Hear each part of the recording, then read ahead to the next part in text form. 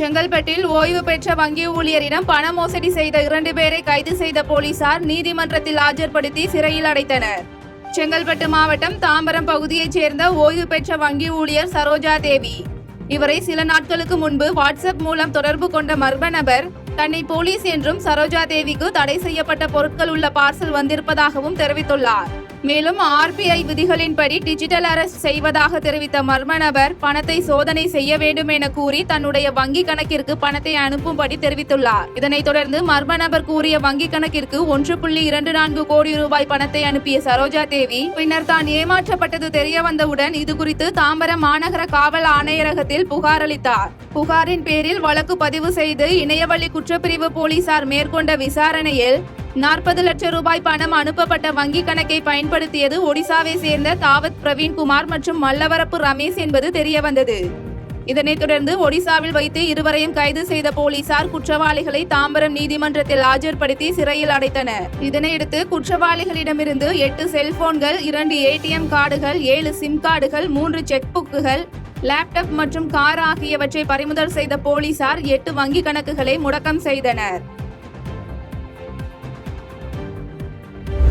கடலூரில் தனியார் பள்ளி வாகனம் கவிழ்ந்து ஏற்பட்ட விபத்தில் மாணவர்கள் படுகாயமடைந்து தீவிர சிகிச்சை பெற்று வரும் நிலையில் விபத்து குறித்து போலீசார் விசாரணை மேற்கொண்டு வருகின்றனர். கடலூர் மாவட்டம் விருத்தாசலத்தில் செயல்பட்டு வரும் பாத்திமா மெட்ரிகுலேஷன் என்னும் தனியார் மேல்நிலை பள்ளியில் 1000க்கும் மேற்பட்ட மாணவ மாணவிகள் பயின்று வருகின்றனர். இந்த பள்ளியின் வாகனம் வழக்கம் போல பவளங்குடி கிராமத்தில் இருந்து 10க்கும் மேற்பட்ட பள்ளி மாணவர்களுடன் வந்து கொண்டிருந்த போது பூவனூர் ரயில்வே கேட் அருகே ஓட்டுநரின் கட்டுப்பாட்டை இழந்து விபத்துக்குள்ளானது.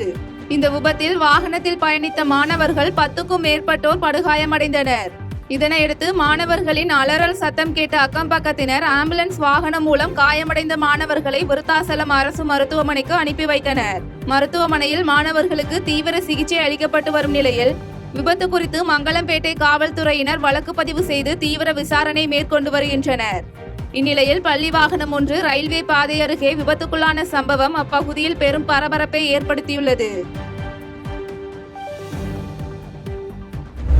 சிவகங்கையில் 10 ஆண்டுகளுக்கு முன்னர் கைவிடப்பட்ட விவசாயத்தை மீட்டெடுக்க அரசு ஒத்துழைப்பு வழங்கிட வேண்டும் என நாட்டாக்குடி மக்கள் அரசுக்கு கோரிக்கை வைத்துள்ளனர். சிவகங்கை மாவட்டம் மாத்தூர் ஊராட்சிக்கு உட்பட்ட நாட்டாக்குடியில் வசித்த 50க்கும் மேற்பட்ட குடும்பங்கள் விவசாயம் செய்து வந்தனர். கடந்த 10 ஆண்டுகளாக போதிய மழையின்மை, கண்மாயினை புனரமைக்காதது, காட்டுப்பன்றி மற்றும் கால்நடைகள் பயிரை சேதப்படுத்தியதால் அப்பகுதி மக்கள் விவசாயத்தை கைவிட்டனர்.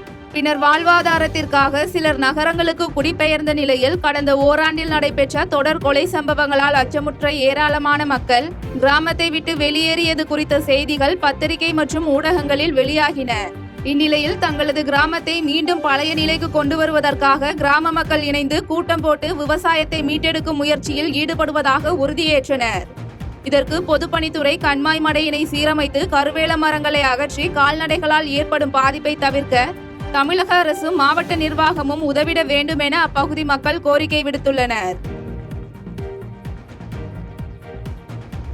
தூத்துக்குடியில் அண்ணன் தங்கை இடையே ஏற்பட்ட நிலப்பிரச்சனை காரணமாக தங்கை நிர்வகித்து வரும் பள்ளியை இடிக்க முற்படும் அண்ணனால் 100க்கும் மேற்பட்ட மாணவ மாணவிகளின் கல்வி கேள்விக்குறியாகியுள்ளது.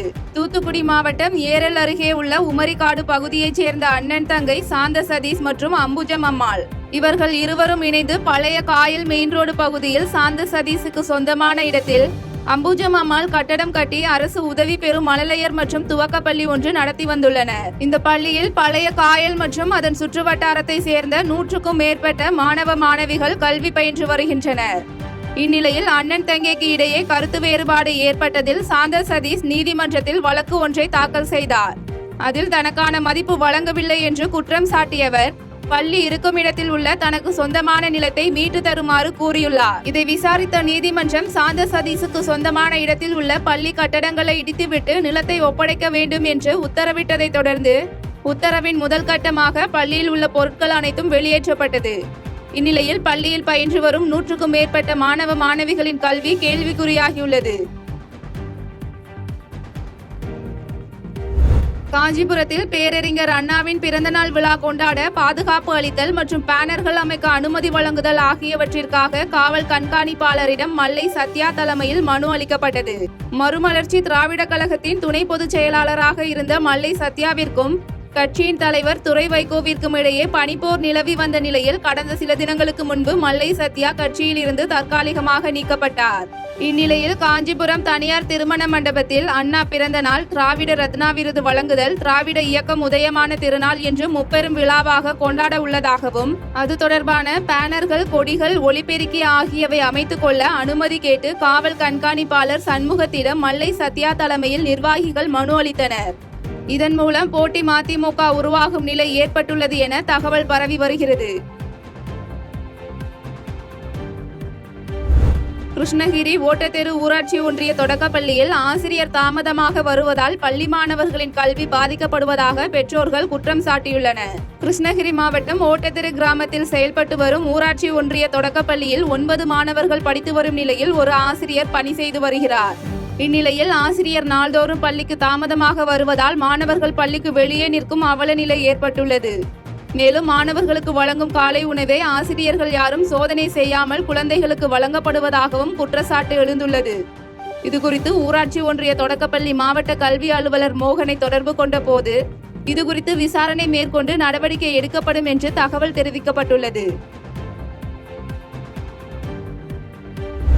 வால்பாறையில் முதியவரை சிகிச்சைக்காக தொட்டிலில் கட்டி 8 கிலோமீட்டர் தூரம் மலைவாழ் மக்கள் தூக்கி சென்ற சம்பவம் பொதுமக்கள் மத்தியில் அதிர்ச்சியை ஏற்படுத்தியுள்ளது. கோவை மாவட்டம் வால்பாறை அருகே வனப்பகுதியில் உள்ள உடுமன்பாறை சென்டில்மெண்டில் வசிக்கும் முதியவர் ஒருவர் உடல்நிலை பாதிக்கப்பட்டதால் அவரை மருத்துவ சிகிச்சைக்காக நல்லமுடி எஸ்டேட்டிற்கு 8 கிலோமீட்டர் தொட்டிலில் கட்டி மலைவாழ் மக்கள் தூக்கி சென்றனர். இதனையடுத்து மலைப்பகுதியில் சாலை வசதி இல்லாததால் மக்கள் நோயாளியை தொட்டிலில் கட்டி தூக்கி சென்று உயிர்காக்கும் முயற்சியில் ஈடுபட்ட சம்பவம் பரவலாக மக்களின் கவனத்தை ஈர்த்துள்ளது. திமுக கவுன்சிலர், சிறை காவலர் உள்ளிட்ட 3 பேரை தாக்கும் வீடியோ வெளியாகி பரபரப்பை ஏற்படுத்தியுள்ளது. திருவாரூர் அருகே கிஷோர் என்பவரின் வீட்டின் முன்பு முத்துமாரியம்மன் கோவில் திருப்பணி தொடர்பாக 30வது வார்டு கவுன்சிலர் புருஷோத்தமன் மற்றும் அவரது ஆதரவாளர்கள் பிளக்ஸ் போர்டு ஒன்றினை வைத்தனர். இதனால் இருதரப்பிற்கும் வாக்குவாதம் ஏற்பட்ட நிலையில் வாக்குவாதம் கைகலப்பாக மாறியது. இந்த கைகலப்பில் திமுக கவுன்சிலர், அவரது மகன் பிரவீன் மற்றும் அப்பகுதியை சேர்ந்த ராகுல், நிர்மல்ராஜ், பூபதி ராஜா, ஐயப்பன் உள்ளிட்டோர் கிஷோரையும் அவரது நண்பர்கள் விக்னேஷ், சிறைத்துறை காவலர் இளங்கோ ஆகியவரையும் தாக்கியுள்ளனர். இதில் கிஷோர், அவரது நண்பர் விக்னேஷ் ஆகிய இருவரும் காயமடைந்த நிலையில் திருவாரூர் அரசு மருத்துவக் கல்லூரி மருத்துவமனையில் சிகிச்சை பெற்று வருகின்றனர். இது தொடர்பாக கிஷோர் கொடுத்த புகாரின் பேரில் திமுக கவுன்சிலர் புருஷோத்தமன், அவரது மகன் ராகுல் உட்பட 11 பேர் மீது திருவாரூர் தாலுகா காவல்துறையினர் வழக்கு பதிவு செய்து விசாரணை நடத்தி வருகின்றனர். அதேபோன்று திமுக கவுன்சிலர் புருஷோத்தமன் கொடுத்த புகாரில் சிறைத்துறை காவலர் இளங்கோவன், அவருடைய நண்பர்கள் கிஷோர், விக்னேஷ் ஆகிய 3 பேர் மீது வன்கொடுமை தடுப்பு சட்டத்தின் கீழ் வழக்கு பதிவு செய்து போலீசார் விசாரணை மேற்கொண்டு வருகின்றனர். எல்லா நகரங்களையும் விடவும் திருச்சி நகரம் சிறப்பாக இருக்க வேண்டும் என முதலமைச்சர் கூறிதான் பஞ்சப்பூர் பேருந்து நிலையம் அமைக்க நிதி ஒதுக்கினார் என நகராட்சி நிர்வாகத்துறை அமைச்சர் KN நேரு தெரிவித்தார். திருச்சி பஞ்சப்பூரில் தமிழ்நாடு உபயோகிப்பாளர் பாதுகாப்பு குழு சார்பில் நகராட்சி நிர்வாகத்துறை அமைச்சர் KN நேருக்கு திருச்சி YWCA வளாகத்தில் பாராட்டு விழா நடைபெற்றது. இந்த பாராட்டு விழாவில் அமைச்சர் KN நேரு பேசுகையில், பஞ்சப்பூர் பகுதியில் IT பார்க் வர உள்ளது எனவும், ஒடிசியா போல் திருச்சியில் ஒரு அரங்கு அமைக்க திட்டமிடப்பட்டுள்ளதாகவும் தெரிவித்தார். மேலும் எல்லா நகரங்களையும் விடவும் திருச்சி நகரம் சிறப்பாக இருக்க வேண்டும் என முதலமைச்சர் கூறிதான் பஞ்சப்பூர் பேருந்து நிலையம் அமைக்க நிதி ஒதுக்கினார் என்றும், திமுக ஆட்சியில் மக்களுக்கு தேவையான மற்றும் மக்கள் பெருமைப்படக்கூடிய அளவிலான அனைத்து பணிகளும் நடைபெறுகிறது எனவும் தெரிவித்தார். தொடர்ந்து திமுக ஆட்சியில் திருச்சி மாநகரமே சுத்தமான மாநகரமாக இருந்து வருகிறது எனவும், உய்யக்கொண்டான் வாய்க்காலில் கழிவுநீர் கலக்காமல் இருப்பதற்காக 130 கோடி ரூபாய் செலவில் கழிவுநீரை சுத்திகரித்து மீண்டும் ஆற்றில் விடும் அந்த பணியும் நடைபெற்று வருகிறது எனவும் தெரிவித்தார். பஞ்சப்பூர் பேருந்து நிலையம் அருகிலே நமது கருப்பையா அவர்களுடைய ஊரில் அந்த பேருந்து நிலையத்துக்கு பின்னாலே 150 ஏக்கர் அளவில் பெரிய ஏரி இருக்கிறது, அதையும் சீரமைக்கப்பட்டிருக்கிறது. முன்பக்கம் 100 ஏக்கர் ஏரி இருக்கிறது, அதையும் சீரமைத்து பொதுமக்கள் பயன்பாட்டிற்காக அது கொண்டு வரப்பட்டிருக்கிறது. அதை ஒட்டி இருக்கிற இடம் கிட்டத்தட்ட நம் பிராட்டியூர் ஏரி 120 ஏக்கர், அதுக்காக பணம் ஒதுக்கப்பட்டு வேலை ஆரம்பிக்கப்பட போகிறது. கொல்லாங்குளம் ஏரி 100 ஏக்கர், அதுக்காக பணம் ஒதுக்கப்பட்டு அதுவும் ஏற்பாடு செய்யப்பட்டிருக்கிறது. அதை தாண்டி நம்முடைய கள்ளிக்குடி அருகில் இருக்கிற ஏரி 400 ஏக்கர், அதையும் செப்பனிடுவதற்காக அனைத்து பணிகளையும் நடைபெற்று நான் இதேன்னு சொல்கிறேன் என்று சொன்னால் திருச்சியை சுற்றி இருக்கிற அத்தனை நீர்நிலைகளிலும் மழை காலங்களிலே நீரை தேக்கி வைப்போமானால் நிலத்தடி நீர் பெருகும், நல்ல நீர் கிடைக்கும் என்ற காரணத்தால் கிட்டத்தட்ட 700 ஏக்கர் அளவிலே பெரிய ஏரிகளை அமைப்பதற்குரிய பணிகளும் இப்போது நடைபெற்றுக் கொண்டிருக்கிறது. ஆட்சியர் அலுவலக கூட்ட அரங்கில் பெண் தீக்குளிக்க முயற்சி செய்த சம்பவம் தென்காசி மாவட்ட ஆட்சியர் அலுவலகத்தில் பரபரப்பை ஏற்படுத்தியது. தென்காசி மாவட்ட ஆட்சியர் அலுவலகத்தில் நடைபெறும் பொதுமக்கள் குறைதீர்வு முகாமில் மாவட்ட வருவாய் அலுவலர் முன்பு பெண் ஒருவர் மண்ணெண்ணெய் ஊற்றி தீக்குளிக்க முயற்சி செய்த சம்பவம் அப்பகுதியில் பரபரப்பை ஏற்படுத்தியது. இதனைத் தொடர்ந்து அப்பகுதியில் உள்ள அதிகாரிகள் பெண்ணை தடுத்து நிறுத்தி அவரிடம் விசாரணை நடத்தினர். அப்பொழுது அந்த பெண் கீழப்பாவூர் பகுதியைச் சேர்ந்த ராஜ சரஸ்வதி என்பதும் அவரது சுமார் 11 ஏக்கர் நிலமானது கடையம் பகுதியில் உள்ள நிலையில் அந்த நிலத்தை அந்த பகுதியில் உள்ள தொழிலதிபரான பொன்னத்துரை என்பவர் ஆக்கிரமித்து வைத்துள்ளதாகவும் இது தொடர்பாக பலமுறை புகார் கொடுத்தும் எந்த விதமான நடவடிக்கையும் எடுக்காத நிலையில் வேறு வழியில்லாமல் தற்போது அவரது வாழ்வாதாரம் கருதி தற்கொலைக்கு முயற்சி செய்வதாகவும் அந்த பெண் தெரிவித்தார். ஆலங்குடி அருகே வீட்டு வாசலில் விளையாடிக் கொண்டிருந்த 4 வயது சிறுமி மீது டிப்பர் லாரி மோதி ஏற்பட்ட விபத்தில் சிறுமி உயிரிழந்த சம்பவம் அப்பகுதியில் சோகத்தை ஏற்படுத்தியது. புதுக்கோட்டை மாவட்டம் ஆலங்குடியை சேர்ந்த சஞ்சனாஸ்ரீ என்ற சிறுமி அவர்களது வீட்டு வாசலில் உள்ள சாலையில் விளையாடிக் கொண்டிருந்ததாக கூறப்படுகிறது. அப்போது அறந்தாங்கியிலிருந்து ஆலங்குடி சென்ற டிப்பர் வாகனம் சிறுமி சஞ்சனாஸ்ரீ மீது மோதிய நிலையில் சஞ்சனாஸ்ரீ தூக்கி வீசப்பட்டு படுகாயமடைந்தார். இதனை அடுத்து சஞ்சனாஸ்ரீயை அவரது தாயார் மற்றும் அப்பகுதியினர் மீட்டு மருத்துவமனைக்கு கொண்டு செல்லும் பொழுது வழியிலேயே சஞ்சனாஸ்ரீ உயிரிழந்த சம்பவம் அப்பகுதியில் சோகத்தை ஏற்படுத்தியது. இதனை அடுத்து டிப்பர் லாரியை ஓட்டி வந்த ஓட்டுநரும் உரிமையாளருமான கவிநாவரசனை கைது செய்த ஆலங்குடி போலீசார் லாரியை பறிமுதல் செய்து வழக்கு பதிந்து விசாரணை மேற்கொண்டு வருகின்றனர். முந்தைய குடியரசுத் தலைவர் விலகினாரா அல்லது விலக்கப்பட்டாரா என்ற சந்தேகம் உள்ளதாக திருச்சி சிவா விமர்சித்துள்ளார். தமிழகம் வருகை புரிந்திருந்த இந்தியா கூட்டணியின் துணை குடியரசுத் தலைவர் வேட்பாளர் சுதர்சன் ரெட்டியை சென்னை விமான நிலையத்திற்கு வந்து வழியனுப்பிய திருச்சி சிவா பின்னர் செய்தியாளர்களுக்கு பேட்டியளித்தார். அப்போது தெரிவித்த அவர், இந்தியா கூட்டணி மற்றும் இந்தியா கூட்டணியில் இல்லாத அனைத்து எதிர்க்கட்சிகளும் ஒருமித்த மனதோடு ஒன்று சேர்ந்து முன்னாள் நீதியரசர் சுதர்சன் ரெட்டி அவர்களை வேட்பாளராக நிறுத்தியிருப்பதாகவும் தமிழகத்தின் முதலமைச்சர் மு.க.ஸ்டாலின் இதற்கு முழுமையான ஆதரவு தந்திருப்பதாக கூறினார். மேலும் எதிர்பாராத தேர்தல் இது, முந்தைய குடியரசுத் தலைவர் விலகினாரா அல்லது விலக்கப்பட்டாரா என்ற சந்தேகம் உள்ளதாக கூறினார். தொடர்ந்து நடிகர் விஜய் அரசியல் மாநாடு குறித்த செய்தியாளர்கள் கேள்விக்கு பதிலளிக்காமல் இன்னொரு நாள் வைத்துக் கொள்ளலாம் என்று கூறி சென்றார். நடைபெறப் போகிற தேர்தல் இந்தியாவின் ஒரு இன்றியமையாத தேர்தல். இது வந்திருக்க வேண்டிய அவசியமில்லாத ஒரு சூழல் வேறு. முன்னால் இருந்தவருடைய பதவிக்காலம் முடிப்பதற்கு முன்பாக அவர் வெளியேற்றப்பட்டார் ஏதோ ஒன்று. ஆனால் அவருக்கு பின்னால் இந்த தேர்தல் நடைபெறுகிறது.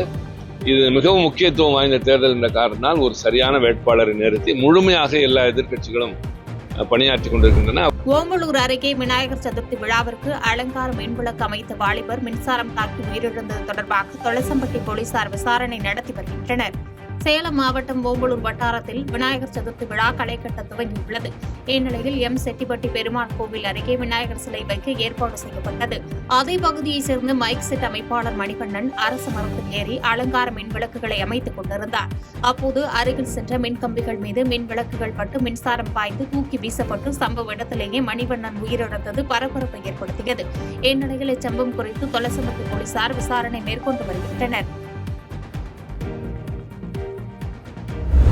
காஞ்சிபுரத்தில் புதியதாக தொடங்கப்பட்ட தொழிற்பயிற்சி நிலையத்தை காணொலி காட்சி வாயிலாக முதலமைச்சர் திறந்து வைத்த நிலையில் செயற்கைக்கான ஆணைகளை மாணவர்களுக்கு அமைச்சர் காந்தி வழங்கி சிறப்பித்தார். காஞ்சிபுரம் நகர் புத்தேரி பகுதியில் அரசினர் தொழில் பயிற்சி நிலையத்தை இன்று சென்னை தலைமைச் செயலகத்திலிருந்து தமிழக முதலமைச்சர் ஸ்டாலின் காணொலி காட்சி வாயிலாக திறந்து வைத்தார்.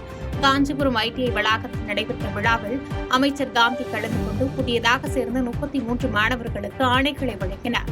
இந்நிகழ்ச்சியில் மாவட்ட ஆட்சித்தலைவர் கலைச்செல்வி, MP செல்வம் உள்ளிட்டோர் பங்கேற்று சிறப்பித்தனர்.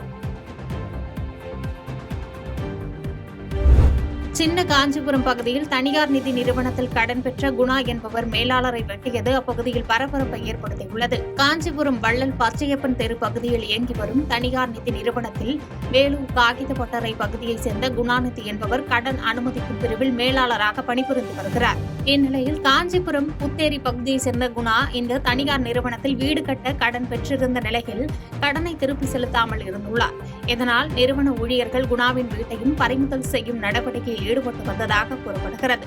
இதனால் ஆத்திரமடைந்த குணா தனியார் நிதி நிறுவன அலுவலகத்திற்கு வந்து பேச்சுவார்த்தை நடத்திய நிலையில் ஒரு கட்டத்தில் கடன் அனுமதிக்கும் பிரிவு மேலாளரான குணாநிதியை தான் கொண்டு வந்திருந்த அரிவாளால் வெட்டியுள்ளார்.